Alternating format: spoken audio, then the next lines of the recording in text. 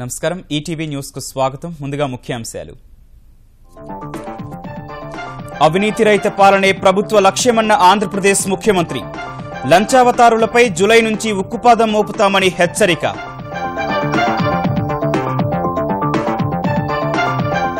Polavaram copper డ్యాంకు నేడు శంకుస్థాపన చేయనున్న చంద్రబాబు.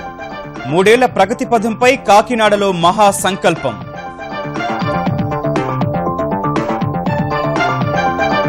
ఉద్యోగులు పింఛన్దారులకు ఆరోగ్య భరోసానిచ్చిన తెలంగాణ సర్కారు.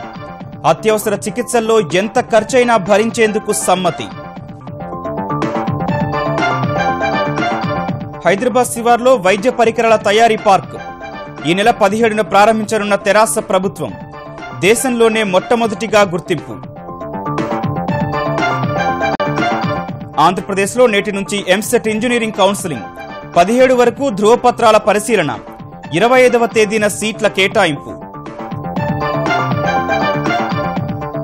ప్రపంచ ఆర్థిక రంగంలో భారత్ ఉజ్వల తారగా వెలుగుతోందన్న మోదీ.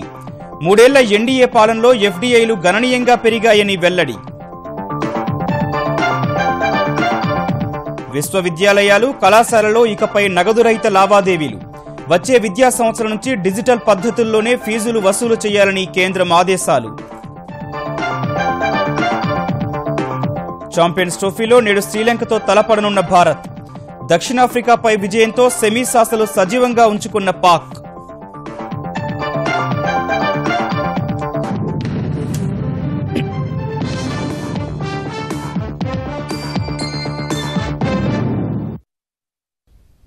పైసా కూడా అవినీతి లేకుండా పాలన అందించాలన్నదే తమ ప్రభుత్వ లక్ష్యమని ముఖ్యమంత్రి చంద్రబాబు స్పష్టం చేశారు. ప్రజా సంక్షేమ పథకాలకు సంబంధించి ప్రభుత్వ సిబ్బంది లంచం తీసుకుంటే తీవ్ర పరిణామాలు ఉంటాయని హెచ్చరించారు. 1100 కాల్ సెంటర్ అనే 3వ నేత్రం పనిచేస్తోందని, లంచం తీసుకున్న వారిపై కఠిన చర్యలు తప్పవని హెచ్చరించారు. విజయవాడలో 6వ రోజు నిర్వహించిన నవనిర్మాణ దీక్షలో పాల్గొన్న చంద్రబాబు సాంకేతిక ఆవిష్కరణను వినియోగించుకుని పాలనను మరింత సులభతరం చేయనున్నట్లు వివరించారు. బ్రహ్మాండమైన కార్యక్రమానికి రాష్ట్రం మొత్తం ఎవ్వరు కూడా ₹1 తీసుకున్నా తిరిగి ఇప్పిస్తామనే ధైర్యం, ఎవరైనా అవినీతికి పాల్పడితే తప్పకుండా చర్య తీసుకునే అవకాశం వస్తుంది. 1 నెల మాత్రం దీనికి టైం పెట్టాను. జూన్ అంతా కూడా తిరిగి డబ్బులు ఇప్పిస్తాం. జూలై నుంచి మాత్రం యాక్షన్ ఉంటుంది. ఆ తర్వాత కఠినంగా కూడా ఉంటా. ప్రతి ఒక్కరిని విజ్ఞప్తి చేస్తున్నా, నాకు సహకరించండి. అవినీతి రహిత పాలనకు పేదవాళ్లకు అండగా ఉండేదానికి ప్రతి ఒక్కరూ సహకరిస్తామని, సహకరించవలసిందిగా గట్టిగా మీరు కూడా ఆమోదాన్ని, హర్షాన్ని తెలియజేయాలి.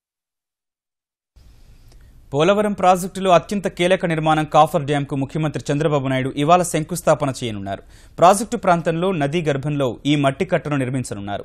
ఉదయం 9:30 విజయవాడ నుంచి ప్రాజెక్టు వద్దకు హెలికాప్టర్లో చేరుకోనున్న చంద్రబాబు కాఫర్ డ్యాంతో పాటు నదిపై ర్యాక్ ఫిల్ డ్యాంకు దిగువన నిర్మించే ఐకానిక్ వంతెనకి కూడా శంకుస్థాపన చేస్తారు. సముద్ర మట్టానికి 41 మీటర్ల ఎత్తున దాదాపు 2008 మీటర్ల మేర కాఫర్ డ్యాం నిర్మాణాన్ని చేపట్టనున్నారు. 2018 నాటికి దీన్ని పూర్తి చేసి గ్రావిటీ ద్వారా కుడి ఎడమ కాల్వలకు నీళ్లివ్వాలని ఏపీ సర్కారు భావిస్తోంది. కాఫర్ డ్యాం కంటే ముందే స్పిల్వే కాంక్రీటు పనులతో పాటు గేట్ల నిర్మాణాన్ని పూర్తి చేయనున్నారు. శంకుస్థాపన అనంతరం ప్రాజెక్టు నిర్మాణ పనుల పురోగతిని స్వయంగా చూడనున్న ఆంధ్రప్రదేశ్ ముఖ్యమంత్రి అనంతరం జలవనరుల శాఖ అధికారులతో సమీక్షా సమావేశాన్ని నిర్వహించనున్నారు. పోలవరం ప్రాజెక్టు పర్యటన ముగించుకుని తూర్పుగోదావరి జిల్లా కాకినాడ వెళ్లనున్న ముఖ్యమంత్రి చంద్రబాబు నవనిర్మాణ దీక్ష ముగింపులో భాగంగా మహాసంకల్పం కార్యక్రమంలో పాల్గొంటారు. ఆనంద భారతి మైదానంలో మహాసంకల్ప సభ జరగనుంది. ఈ సభ ఏర్పాట్లకు వర్షం ఆటంకం కలిగించింది. బుధవారం సాయంత్రం కాకినాడలో కురిసిన భారీ వర్షం కారణంగా విద్యుత్ వైర్లు తడిసినందున అధికారులు ఆందోళన వ్యక్తం చేస్తున్నారు. గురువారం వాతావరణం ఎలా ఉంటుందో అనే అంశంతో పాటు చేయాల్సిన ఏర్పాట్లపై యంత్రాంగం తర్జన భర్జన పడుతోంది. ఉద్యోగులు పింఛన్దారులు పాత్రికేయుల ఆరోగ్యంపై ప్రత్యేక శ్రద్ధ పెట్టిన తెలంగాణ సర్కారు ప్రతి చికిత్సకు నిర్దేశిత ధరలు నిర్ణయించిన అత్యవసర పరిస్థితుల్లో ఎంత ఖర్చైనా భరిస్తామని భరోసా ఇచ్చింది. ప్రభుత్వ, ప్రైవేటు, కార్పొరేట్ ఆసుపత్రుల్లో ఎక్కడైనా చేరే వెసులుబాటు కల్పించింది. ఆసుపత్రిలో చేరిన తర్వాత 48 గంటల్లోపు ఆరోగ్య పథకం అధికారులకు సమాచారం ఇస్తే సరిపోతుంది. ఏ కారణం చేతైనా ఇతర రాష్ట్రాల్లో చికిత్స పొందాల్సి వచ్చినా ఆమోదం లభిస్తుంది. ఈ మేరకు బుధవారం విడుదల చేసిన ఉత్తర్వుల్లో తెలంగాణ ప్రభుత్వం మార్గదర్శకాలు జారీ చేసింది. ఓపీ వైద్య సేవలను ప్రైవేటుకు అప్పగించకుండా తన వద్దనే ఉంచుకున్న సర్కారు రాష్ట్ర వ్యాప్తంగా నెలకొల్పే 14 వెల్నెస్ సెంటర్లలో ఉద్యోగులు, పాత్రికేయులకు ఉచితంగా వైద్యుని సంప్రదింపులు, నిర్ధారణ పరీక్షలు, ఔషధాలను అందజేస్తుంది. దేశంలోనే తొలిసారిగా వైద్య ఉపకరణాల తయారీ కోసం ప్రత్యేక పారిశ్రామిక పార్క్ హైదరాబాద్ శివార్లో ప్రారంభం కానుంది. పటాన్ చెరువు మండలం సుల్తానాపూర్ గ్రామంలో 250 ఎకరాల విస్తీర్ణంలో అత్యాధునిక మౌలిక వస్తువులతో ఏర్పాటు కానున్న ఈ పార్క్ను ఈ నెల 17వ తేదీన ప్రారంభించనున్నట్లు తెలంగాణ పరిశ్రమల శాఖ మంత్రి కేటీఆర్ తెలిపారు. బల్క్ డ్రగ్, లైఫ్ సైన్సెస్ కు ఇప్పటికే రాజధానిగా పేరుగాంచిన హైదరాబాద్ కు వైద్య ఉపకరణాల తయారీ పార్క్ మరింత గొప్ప పేరు తెస్తుందని మంత్రి అన్నారు. వైద్య రంగంలో ఆవిష్కరణలు, పరిశోధనలకు ఇది ఎంతగానో దోహదపడుతుందని అభిప్రాయపడ్డారు. నగరంలో అందుబాటులో ఉన్న పరిశోధనా సౌకర్యాలు, వైద్య రంగంలోని ప్రతిభతో పాటు బలమైన స్థానిక మార్కెట్, ఎగుమతులకు అనుకూలమైన వాతావరణం పార్కు అభివృద్ధికి ఉపకరిస్తాయని కేటీఆర్ తెలిపారు. తెలంగాణలో క్రీడాభివృద్ధి కోసం నిధులు కేటాయించడం సహా సమగ్ర క్రీడా విధాన రూపకల్పన కోసం త్వరలోనే సమావేశం ఏర్పాటు చేయనున్నట్లు ముఖ్యమంత్రి కేసీఆర్ తెలిపారు.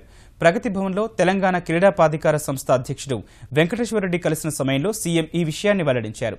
రంజాన్ సందర్భంగా ఈ నెల 18వ తేదీన లాల్ బహదూర్ స్టేడియంలో రాష్ట్ర ప్రభుత్వం తరపున ఇఫ్తార్ విందు ఏర్పాటు చేయాలని ముఖ్యమంత్రి నిర్ణయించారు. ఈ మేరకు ఏర్పాట్లు చేయాలని అధికారులను ఆదేశించిన కేసీఆర్ రంజాన్ సందర్భంగా ముస్లింలకు దుస్తులు పంపిణీ చేయాలన్నారు. ఇటీవల ప్రకటించిన సివిల్స్ ఫలితాల్లో జాతీయ స్థాయిలో 22వ ర్యాంకు సాధించిన ముజామిల్ ఖాన్ ప్రగతి భవన్లో సీఎం కేసీఆర్ను కలిసి ఆశీర్వాదం తీసుకున్నారు. టీఎన్జీఓ అధ్యక్ష, కార్యదర్శులుగా ఎన్నికైన రవీందర్ రెడ్డి, రాజేందర్, కార్యవర్గ సభ్యులు కూడా సీఎంను కలిశారు. ఆంధ్రప్రదేశ్లో ఎంసెట్ ఇంజనీరింగ్ కౌన్సిలింగ్ నేటి నుంచి ప్రారంభం కానుంది. ధ్రువపత్రాల పరిశీలన ఈ నెల 17 వరకు కొనసాగుతుంది. ఇందుకోసం రాష్ట్ర వ్యాప్తంగా 35 సహాయక కేంద్రాలను ఏర్పాటు చేశారు. ఈ నెల 11 నుంచి 20 వరకు వెబ్ ఆప్షన్లకు అవకాశం కల్పిస్తున్నారు. ఈ ప్రక్రియ ముగిసిన వెంటనే ఈ నెల 21, 22 తేదీల్లో వెబ్ ఆప్షన్లు మార్చుకునేందుకు అవకాశం ఇస్తారు. ఈ నెల 25న సీట్లను కేటాయిస్తారు. సహాయ కేంద్రాల్లో పేర్ల నమోదుకు హాజరయ్యే విద్యార్థులు ధ్రువపత్రాలను ఇవ్వాల్సిన అవసరం లేదని అధికారులు స్పష్టం చేశారు. సీటు దక్కిన తర్వాత తమకు ఆ కళాశాలలు నచ్చితే అక్కడే ధ్రువపత్రాలను విద్యార్థులు సమర్పించాల్సి ఉంటుంది. నిర్ణీత తేదీల్లో ఆయా కళాశాలలో విద్యార్థులు చేరకుంటే ఆ సీటు రద్దవుతుంది. వెబ్ కౌన్సిలింగ్లో పాల్గొనాలనుకునే విద్యార్థులు సహాయ కేంద్రాల్లో ఒరిజినల్ సర్టిఫికెట్లు చూపించడం సహా 2 సెట్ల నకలు కాపీలను సాంకేతిక విద్యాశాఖ సిబ్బందికి ఇవ్వాల్సి ఉంటుంది. వీటితో పాటు ఎంసెట్ ర్యాంకు కార్డు, హాల్ టికెట్ను విద్యార్థులు తీసుకువెళ్లాలి. ఇవాళ 1వ ర్యాంకు నుంచి 8000 ర్యాంకు వరకు ధ్రువపత్రాలు పరిశీలన చేయనున్నారు. వచ్చే విద్యా సంవత్సరం నుంచి విద్యార్థులు చెల్లించే రుసుములను ఆన్లైన్లోనే వసూలు చేయాలని దేశవ్యాప్తంగా ఉన్న అన్ని విశ్వవిద్యాలయాలు, ఉన్నత విద్యా సంస్థలను కేంద్రం ఆదేశించింది. విద్యా సంస్థల్లో జరిగే నగదు లావాదేవీలన్నీ డిజిటల్ పద్ధతిలోనే జరిగేలా అవసరమైన మార్గదర్శకాలు జారీ చేయాలని యూజీసీకి కేంద్ర మానవ వనరుల శాఖ సూచించింది. విద్యార్థుల ఫీజులు, పరీక్షా రుసుముల వసూలు, జీతాల చెల్లింపు, వసతి గృహాల కోసం చేసే చెల్లింపులు ఇలా అన్ని ఆన్లైన్ లేదా డిజిటల్ పద్ధతిలో జరగాలని స్పష్టం చేసింది. విశ్వవిద్యాలయాలు, కళాశాలల ప్రాంగణంలో ఉండే క్యాంటీన్లు, వ్యాపార సముదాయాలు డిజిటల్ పద్ధతిలోనే లావాదేవీలు జరిపేలా ప్రోత్సహించాలని కేంద్రం సూచించింది. గత 3 ఏళ్లలో భారత్కు విదేశీ ప్రత్యక్ష పెట్టుబడులు గణనీయంగా పెరిగాయని ప్రధాని నరేంద్ర మోదీ వివరించారు. 2013లో ఎఫ్డీఐలు 22.41 లక్షల కోట్లు ఉంటే 2016 నాటికి 40.12 లక్షల కోట్లకు చేరాయని పేర్కొన్నారు. గత 3 ఏళ్లలో ఎన్డీఏ సర్కారు సాధించిన విజయాలు వివరిస్తూ లింక్డ్ఇన్కు ఆయనకు వ్యాసం రాశారు. ప్రపంచ ఆర్థిక రంగంలో భారత్ ఉజ్వల తారగా వెలుగుతోందన్నారు. భారత్లో వ్యాపారం చేయడాన్ని సులభతరం చేసినట్లు తెలిపిన ప్రధాని పన్నుల వ్యవస్థ స్థిరంగా ఉందని, జీఎస్టీతో దేశానికి ఎంతో ప్రయోజనం లభించిందని చెప్పారు. తాము అధికారం చేపట్టే నాటికి అనేక సవాళ్లు ఉండేవని, వ్యవస్థలపైనే విశ్వాసం సన్నగిల్లిందని, ఆ వాతావరణాన్ని మార్చడమే ప్రాధాన్యంగా భావించామన్నారు. 3 ఏళ్లలో దాన్ని సాధించామని వివరించారు. నైపుణ్యాలు, యువత ప్రతిభతో పాటు సాధికారమయ్యే నవభారత లక్ష్యం కోసం 3 ఏళ్లుగా రంగాన్ని సిద్ధం చేశామని, పురోగమనంలో సరికొత్త శిఖరాలను అందుకోబోతున్నామని ప్రధాని తన వ్యాసాన్ని ముగించారు. సాంకేతికత వినియోగంతో సుపరిపాలన ఇది ఆంధ్రప్రదేశ్ ప్రభుత్వ నినాదం. పాలనకు ఆధునిక పరిజ్ఞానం జోడిస్తే అద్భుతాలు ఆవిష్కరించగలమన్న ముఖ్యమంత్రి చంద్రబాబు ఆలోచనలకు అనుగుణంగా ప్రభుత్వ కార్యకలాపాల్లో విస్తృతంగా సాంకేతికత వాడుతున్నారు. సీఎం డాష్బోర్డ్, ఈ-పోస్, ఈ-ప్రగతి, కైజాలా వంటి వాటిని యావత్ దేశం అబ్బురంగా చూస్తోంది. మరిన్ని కొత్త ఆవిష్కరణల వైపు పయనిస్తోన్న నవ్యాంధ్ర ఏపీ ఫైబర్ గ్రిడ్ పేరిట ₹149కే కేబుల్, ఇంటర్నెట్, ల్యాండ్ ఫోన్ను ప్రతి ఇంటికి అందుబాటులోకి తీసుకురానుంది. పాలనలో సాంకేతికతను వినియోగిస్తూ ప్రజలకు మెరుగైన సేవలందించడంలో ఆంధ్రప్రదేశ్ను దేశంలోనే ముందు వరుసలో నిలిపిన ఘనత ముఖ్యమంత్రి చంద్రబాబుకే దక్కుతుంది. ఏపీ సర్కార్ వినూత్న ఆలోచనలకు, రియల్ టైం గవర్నెన్స్ కు AP CM core dash board ప్రతీకగా నిలిచింది. క్లిక్ దూరంలో ప్రభుత్వ శాఖల తాజా సమాచారం అందుబాటులోకొచ్చింది. స్వయంగా సీఎం పర్యవేక్షిస్తున్న డాష్ బోర్డులోని కొన్ని విభాగాల్లో 5 నిమిషాలకోసారి కొత్త సమాచారం నమోదు చేస్తారు. అత్యున్నత పౌర సేవలే లక్ష్యంగా ఏపీ సర్కార్ చేపట్టిన ఈ ప్రగతి ప్రాజెక్టు ద్వారా పౌర సేవలన్నింటినీ ఒకే గొడుగు కిందకు తీసుకొచ్చేందుకు కృషి జరుగుతోంది. 33 శాఖల పరిధిలోని 315 సంస్థలకు సంబంధించిన 745 సేవలను అనుసంధానం చేసే ఈ ప్రగతిని 2398 కోట్ల వ్యయంతో అక్టోబర్ నాటికి పూర్తి చేసే అవకాశం ఉంది. కాగితరహిత పాలనకు ఇది బాటలు వేయనుంది. ఆంధ్రప్రదేశ్ గవర్నమెంట్లో ఇప్పుడు సివిల్ సప్లైస్లో ఆల్రెడీ పైలట్ మొదలు పెట్టేశాం using the blockchain. Civil సప్లైస్లో ఏముంది, ఈ ఆధార్ ఇవన్నీ కూడా డూప్లికేట్ తయారు చేసి చేసేదానికి స్కోప్ ఉంది. అట్లా కాకుండా ఒకసారి ఆ రికార్డ్ బ్లాక్ చైన్ టెక్నాలజీలో సివిల్ సప్లై డిపార్ట్మెంట్ పెట్టారనుకోండి, అది జెన్యూన్ ట్రాన్సాక్షన్ అవుతుంది. అది ఎవరు ట్యాంపర్ చేయలేదు. అదేవిధంగా మన పల్స్ సర్వేని చేసాము. ఈ పల్స్ సర్వేలో ఎవరైనా అటాక్ దాన్ని సైబర్ హ్యాకింగ్ చేసి ఏజ్లు మార్చేయచ్చు, తర్వాత ఏమేమి చేయొచ్చు. అట్లా కాకుండా ఒకసారి ఆ డేటా అంతా బ్లాక్ చైన్ టెక్నాలజీలో పెట్టేస్తే that cannot be hacked by the cyber hackers.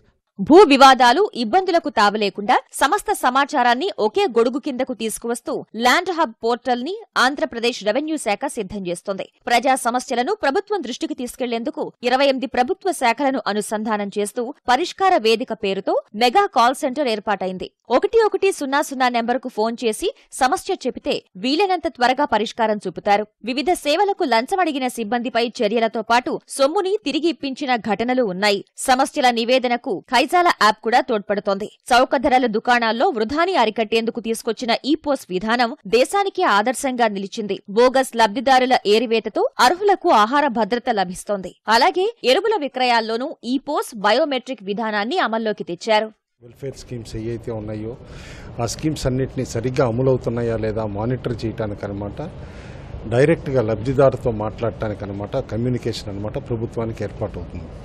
అయితే క్లియర్లీ ఈ 2-వే కమ్యూనికేషన్ తోటి అనమాట ప్రజలకి అత్యంత పారదర్శకంగా పాలన చేయటమే కాకుండా వాళ్ళకనమాట ఖచ్చితంగా ప్రభుత్వం మా గడప దగ్గరలో ఉంది, ఒక్క ఫోన్ కాల్ తోటి అనమాట నేను ప్రభుత్వంతో సంభాషించవచ్చు అనే కాన్ఫిడెన్స్ కూడా ప్రజలకు వస్తుందని చెప్పేసి మేము ఈ కాల్ సెంటర్ సెటప్ చేయడం జరిగింది. సాంకేతికత వినియోగంతో స్నేహపూర్వక పోలీసింగ్ దిశగా ఏపీ సర్కార్ అడుగులు వేస్తోంది. పోలీస్ శాఖ నుంచి చాణక్య, అభయ్ సహా వివిధ యాప్లు అందుబాటులోకొచ్చాయి. నేరస్తుల సమాచారం నిక్షిప్తానికి క్రైమ్ మ్యాపింగ్ యాప్ రాబోతోంది. ఆంధ్రప్రదేశ్లోని ప్రధాన ప్రాంతాల్లో 25,000 సీసీటీవీ కెమెరాల ఏర్పాటుకు చర్యలు చేపట్టారు. ఫేస్ రికగ్నైజింగ్ సాంకేతికత ద్వారా నేరస్తులు ఎక్కడున్నా గుర్తుపట్టే అవకాశం ఉంది. పిడుగుపాటును ముందే గుర్తించి అప్రమత్తం చేసే వ్యవస్థ ఔరా అనిపిస్తోంది. శాటిలైట్ ద్వారా పంట నష్టం తెలుసుకునేలా సర్వే నెంబర్ ఆధారంగా వివరాలు నమోదుకు రంగం సిద్ధం చేశారు. ఆంధ్రప్రదేశ్ దేవాదాయ శాఖ కూడా ఆన్లైన్ బాట పట్టింది. 1 కోటికి పైగా ఆదాయం ఉన్న 59 మందిరాల్లో ఈ ప్రగతి విధానం అమలుకు ప్రణాళికలు సిద్ధమయ్యాయి. ఆన్లైన్లో దర్శనం, టికెట్లు, వివిధ సేవలు పొందవచ్చు. అలాగే విదేశాల్లో ఉన్నవారి పేరిట పూజలు, విరాళాల సేకరణకు కార్యాచరణ రూపొందించారు. ఈ ఏడాది నుంచి పాఠశాలలు, కళాశాలలు, హాస్టళ్లలో బయోమెట్రిక్ హాజరు విధానం ప్రవేశపెట్టనున్నారు. ఇంటింటికి ఇంటర్నెట్తో ఆంధ్రప్రదేశ్ నూతన ఒరవడి సృష్టించబోతోంది. కేవలం ₹149కి ప్రతి ఇంటింటికి కేబుల్, ఇంటర్నెట్, ల్యాండ్లైన్ కనెక్షన్లు అందించనుంది. ఇందుకోసం ప్రభుత్వం రాష్ట్రమంతటా సొంతంగా ఆప్టికల్ ఫైబర్ కేబుళ్లు ఏర్పాటు చేసింది. విద్యుత్ స్తంభాలను ఉపయోగించుకుని కేవలం 330 కోట్ల వ్యయంతో రూపొందించిన ఈ నమూనా దేశానికే మోడల్గా నిలిచింది. శాసనసభ, సచివాలయం భవన నిర్మాణాల్లో ఎక్కడా అవకతవకలు జరగలేదని, కావాలనే కొందరు రాద్ధాంతం చేస్తున్నారని ఆంధ్రప్రదేశ్ పురపాలక శాఖ మంత్రి నారాయణ స్పష్టం చేశారు. ఏసీ పైప్ లైన్ను గుర్తు తెలియని దుండగులు కొయ్యటం వల్లే ప్రతిపక్ష నేత గదిలోకి నీళ్లు వచ్చాయన్న ఆయన ఇందులో కుట్ర కోణంపై విచారణ జరుగుతోందని వెల్లడించారు. ప్రతిపక్ష ఎమ్మెల్యేలు కుట్రపూరితంగా ప్రభుత్వ పరువును భగ్నం చేసేందుకు యత్నించారని ఆవేదన వ్యక్తం చేశారు. భవనం పై అంతస్తులో ఎక్కడా లీకేజీలు జరగకుండా ప్రతిపక్ష నేత గదిలోనే ఎందుకు జరిగిందన్నది మిస్టరీగా మారిందని, నిజాలు త్వరలోనే తెలుస్తాయని వ్యాఖ్యానించారు. ప్రతిపక్ష నాయకుడి యొక్క రూముకు పైన ఏసీ యూనిట్లు ఉన్నాయి. అక్కడ నుంచి ఏసీ పైపులు కిందకు వస్తున్నాయి. అయితే ఎవరో ఏసీ పైపుని ఈ విధంగా కట్ చేశారు. వర్షం వచ్చినప్పుడు దాంట్లో నుంచి నీళ్లు రావటం, అది నేరుగా జగన్మోహన్ రెడ్డి గారు ఉండే రూమ్లోకి వచ్చినాయి. జగన్మోహన్ రెడ్డి గారు ఉండేది కింద గ్రౌండ్ ఫ్లోర్, దానిపైన ఫస్ట్ ఫ్లోర్ ఉంది. ఫస్ట్ ఫ్లోర్లో ఎక్కడా నీటి బొట్టు లీక్ లేదు, గోడలకు కానీ చెమ్మ కానీ ఏమీ లేదు. నగదు రహిత లావాదేవీల ద్వారా అవినీతి తగ్గుముఖం పడుతుందని, ఉగ్రవాదం వంటి సమస్యలకు అడ్డుకట్ట పడుతుందని ఆంధ్రప్రదేశ్ ఐటీ శాఖ మంత్రి నారా లోకేష్ అన్నారు. విశాఖను తక్కువ నగదు వినియోగించే నగరంగా తీర్చిదిద్దేందుకు చర్యలు చేపట్టామన్న ఆయన ప్రైవేటు రంగ సంస్థలు ఇందుకు సహకరించాలన్నారు. డిజిటల్ చెల్లింపులపై ఉన్న అపోహలను తొలగించడంపై ప్రత్యేకంగా దృష్టి సారించామని లోకేష్ వివరించారు. క్యాష్ ఇస్ కింగ్, ఎలక్ట్రానిక్ పేమెంట్లు అవదు, ఖర్చు ఎక్కువ అవుతుంది ఎలక్ట్రానిక్ పేమెంట్, అదంతా మనం తొలగించుకోవాల్సిన అవసరం ఉంది. ఏంటి ఇండెప్త్ డిస్కషన్ చేద్దాం మీతో. సందేహాలు మనకున్నా అన్ని తొలగించాల్సిన అవసరం ఉంది. ప్రభుత్వ డిపార్ట్మెంట్లు ఏదైతే ఆర్టీసీ ఏమి, ఎలక్ట్రిసిటీ బిల్స్ ఏమి, ఇంకో పక్కన యూనివర్సిటీ పేమెంట్స్ ఏమి, అన్ని కూడా less cash or cash less తీసుకురావాలని ఒక ఆలోచనకి ముందరికెళ్తున్నాం. పాకిస్తాన్లో సైనిక స్థావరం ఏర్పాటు దిశగా చైనా ప్రణాళికలు రచిస్తోందని అమెరికా రక్షణ శాఖ కార్యాలయం పెంటగాన్ ఓ నివేదికలో పేర్కొంది. సైనిక బలాల విస్తరణ కోసం మిత్ర దేశాల్లో స్థావరాలు ఏర్పాటుకు చైనా ప్రయత్నాలు చేస్తున్నట్టు తెలిపింది. ఇప్పటికే గతేడాది ఫిబ్రవరిలో ఎర్ర సముద్ర తీరంలోని జిబౌటీలో తొలి స్థావర నిర్మాణాన్ని చైనా ప్రారంభించిందని, వచ్చే ఏడాదికి పూర్తి చేస్తుందని పేర్కొంది. సముద్ర దొంగలను అడ్డుకోవాలన్న కారణంతో చైనా హిందూ మహాసముద్రంలోకి జలాంతర్గాములు పంపిస్తోన్న విషయాన్ని ప్రస్తావించింది. అయితే పెంటగాన్ నివేదికను తప్పుపట్టిన చైనా దీన్ని బాధ్యతారహితమైనదిగా కొట్టిపారేసింది. ఆసియా పసిఫిక్ ప్రాంతాల్లో శాంతి నెలకొల్పేందుకు కట్టుబడి ఉన్నామని పేర్కొంది. బాబ్రీ విధ్వంసం కేసులో భారతీయ జనతా పార్టీ అగ్రనేతలు ఎల్కే అడ్వాణీ, మురళీ మనోహర్ జోషి, కేంద్ర మంత్రి ఉమాభారతికి స్వల్ప ఊరట లభించింది. ఈ కేసు విచారణకు ప్రత్యక్ష హాజరు నుంచి మినహాయింపునిస్తూ సీబీఐ ప్రత్యేక న్యాయస్థానం తీర్పునిచ్చింది. ఈ కేసులో విచారణ ఎదుర్కొంటున్న మరో భాజపా నేత వినయ్ కతియార్, వీహెచ్పీ నేతలు విష్ణుహరి దాల్మియా, సాధ్వీ రితంబరా న్యాయస్థానానికి హాజరు కావాల్సిందేనని కోర్టు స్పష్టం చేసింది. బాబ్రీ కేసులో వీరందరిపై కుట్ర అభియోగాలను తిరిగి నమోదు చేసి 2 ఏళ్లలో తీర్పు ఇవ్వాలని ఈ ఏడాది ఏప్రిల్లో సుప్రీంకోర్టు ఆదేశించగా లక్నోలోని సీబీఐ ప్రత్యేక కోర్టు ఈ కేసుపై విచారణ జరుపుతోంది.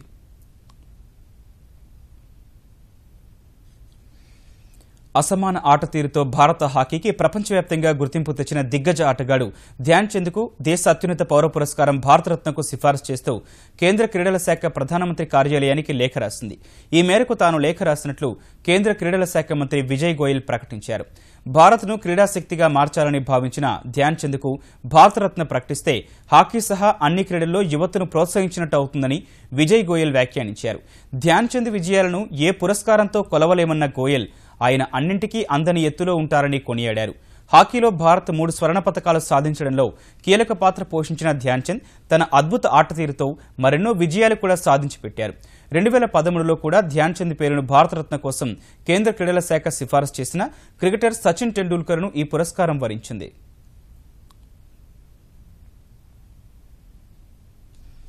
అవినీతి ఆరోపణలపై బ్రెజిల్ అధ్యక్ష పదవి నుంచి దిల్మా రూసెఫ్ గతేడాది అభిశంసనకు గురికాగా ఆమె వారసుడిగా అధికార పగ్గాలు చేపట్టిన మిషెల్ టెమర్ సైతం అదే తరహాలో పదవిని కోల్పోయే ప్రమాదం పొంచి ఉంది.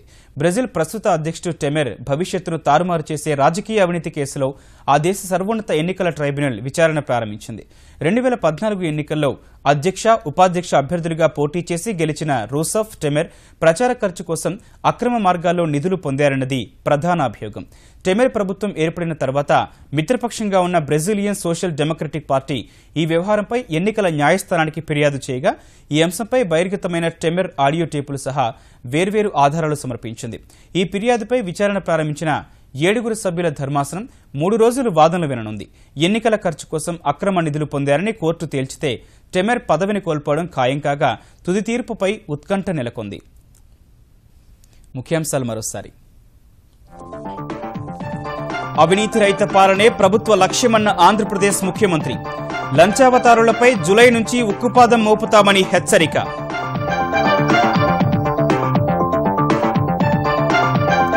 పోలవరం కాఫర్ డ్యాంకు నేడు శంకుస్థాపన చేయనున్న చంద్రబాబు 3 ఏళ్ల ప్రగతి పథంపై కాకినాడలో మహా సంకల్పం.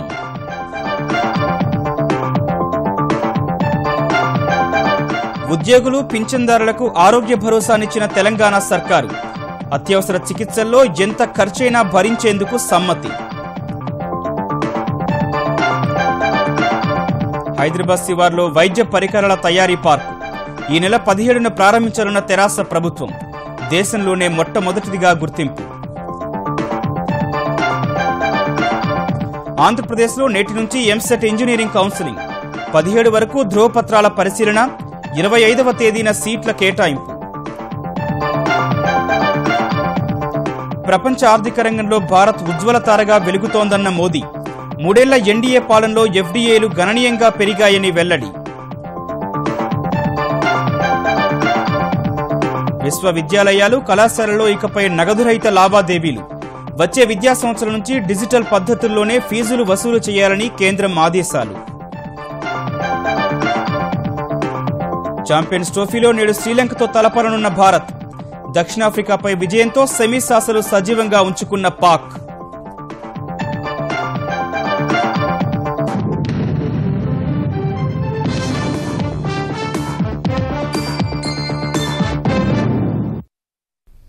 ఈటీవీ న్యూస్ సమాప్తం. నమస్కారం.